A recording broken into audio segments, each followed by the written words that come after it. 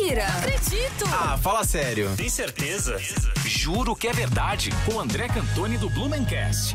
E hoje é dia do Juro que é Verdade. André Cantoni já tá com a gente aqui ao vivo, online. Bom dia, André. Vamos tentar dar mais tempo para você hoje, que a nossa audiência pede. Pois é, que maravilha. Eu fico muito contente, muito feliz quando a gente ouve esses feedbacks, né? Bom dia pra Gi, bom dia pro Punch e pra toda a audiência linda e querida ligada em 106.3. Mandar um abraço pra Rejane aí, que reclamou do tempo do Juro que é Verdade aí, que achou que tinha que ter meia hora o Juro que é Verdade. Mas não aí, vamos dar tanto trabalho assim pro André também, né? Pelo amor mas de aí Deus. pode ouvir o Blumencast, que tá recheado de coisa boa lá também. Exatamente. Aqui é só pra dar um gostinho. Vai lá no Blumencast. André, o que você jura que é verdade hoje?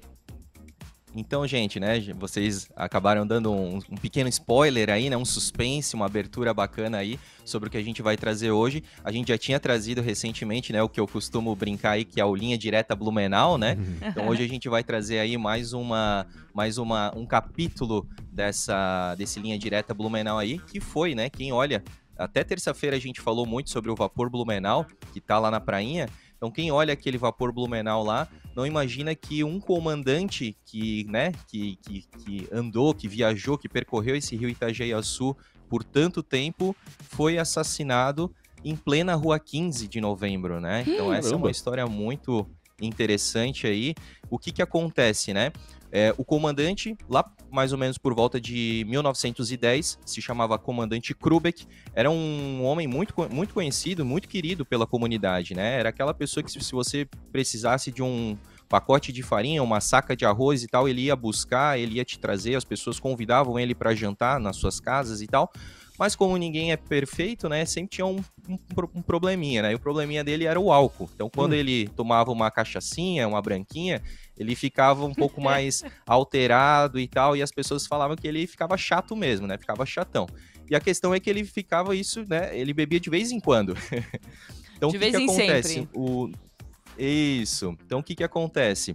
No fatídico dia da sua morte, ele foi até o bar do Hotel Rollets, que hoje é o Grande Hotel, né? Exatamente ali. E ele foi acompanhado de um oficial de justiça, que era amigo dele, chamado Panok. Engraçado que esse nome Panok parece muito o nome de personagem do Velho Oeste americano, né? E até vai parecer um pouco do desfecho dessa história aí também. E aí, sentando lá na mesa, o Panok percebeu que tinha uma pessoa aleatória, né, numa mesa um pouco mais distante ali do bar, e essa pessoa, de nome Miguel Nita, um polaco, estava portando uma arma aparente na cintura. E já naquela época, né, portar arma aparente já era proibido.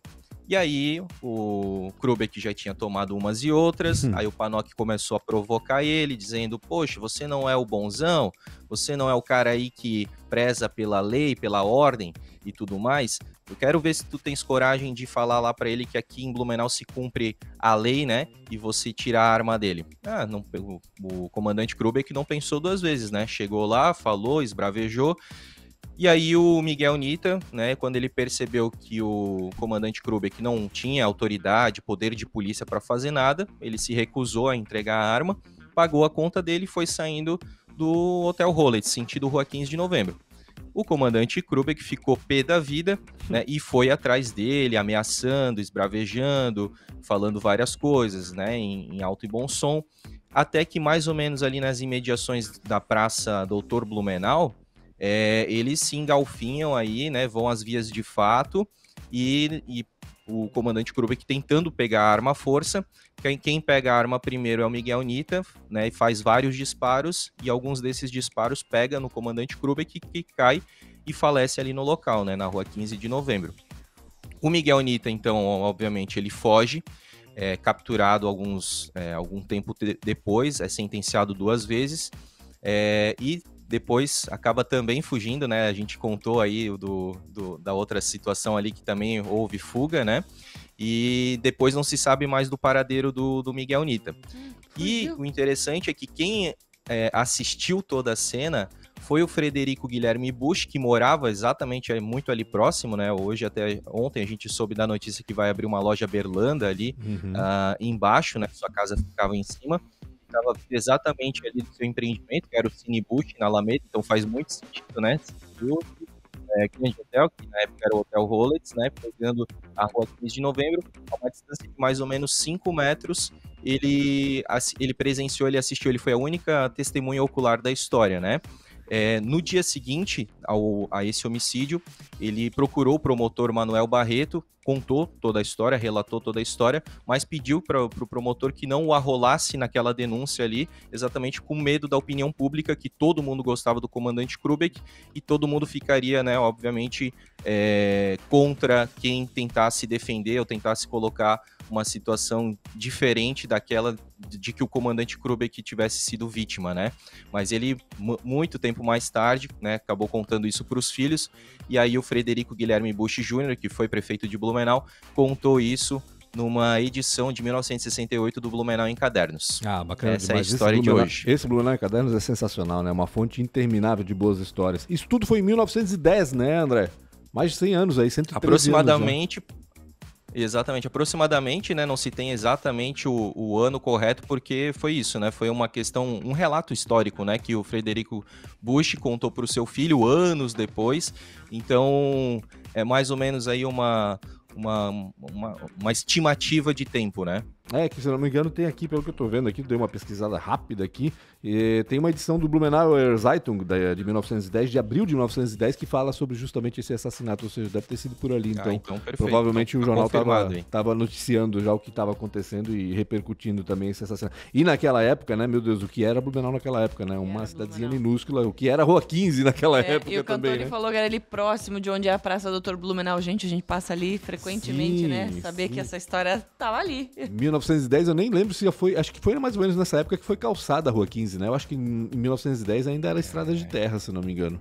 Não tem muito bem certo. E era uma estrada ainda, se eu não me engano, também ela não tinha sido retificada, né? Ela era uma rua mais sinuosa. Exatamente isso, ela foi um pouco... Ela era uma rua mais estreita também, né? Depois Exato. Ela foi um pouco mais alargada também. Tem tudo e uma isso. outra curiosidade, já que a gente tem um tempinho e a gente tá falando de Rua 15, coisas que a gente nem imagina que acontecem, coisas que a gente nem imagina, né, que aconteceram já na Rua 15, é o Teodoro Holtrup, né, uma rua super conhecida no bairro Vila Nova. Um caso curioso é que ele morreu de acidente de veículo exatamente na Rua 15 de novembro, né? Ele dirigia um caminhãozinho e aí esse caminhãozinho foi atingido por outro veículo, foi abarroado, e aí ele acabou falecendo no local. Então Teodoro Holtrup, né, uma rua super conhecida na cidade, também teve um problema aí, né, uma fatalidade na Rua 15 de novembro. Maravilha. Qualquer hora a gente volta pra falar de quem foi Teodoro Holtrup aí. Quem sabe a gente fala de outras figuras aí que tem nome de rua que a gente não tem nem ideia quem sejam, né? Tá aí uma dica já, ó, viu, Cantoni? Vamos recuperar esses nomes aí pra saber por que eles têm nome de rua. Obrigado mais uma vez, né? Quinta-feira a gente volta então na terça-feira aí com mais Juro que é Verdade com o André Cantoni. É isso. Valeu, André. Com certeza, gente. Um grande abraço pra vocês.